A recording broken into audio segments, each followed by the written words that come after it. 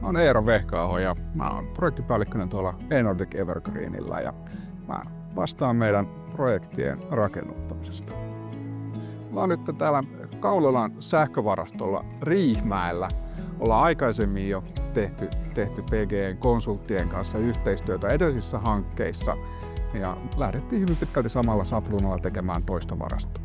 PGE-rooli Owners Engineerinä tässä hankkeessa keskittyy siihen, että PGE pystyy tuomaan sen teknisen osaamisen meidän kaltaiselle sijoitusyhtiölle, jonka tärkein tarkoitus on saada tällaisia pääasiassa avaimet käteen toimitettuja paketteja, jolloin meidän yhtiön sisäinen tekninen spesifikaatio ei ole niin vahva, niin tämmöinen tekninen konsultti pystyy tuomaan sitä osaamista tällaiseen projektiin, mitä sen läpivieminen laadukkaasti tarvitsee.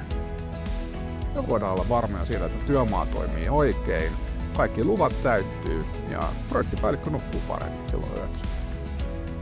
PGE:llä on kuitenkin tosi paljon vahvoja osaajia, joilla on pitkä osaamistausta monista erilaisista teknisistä ratkaisuista, niin sieltä oli vahvalla luottamuksella lähteä tekemään yhteistyötä.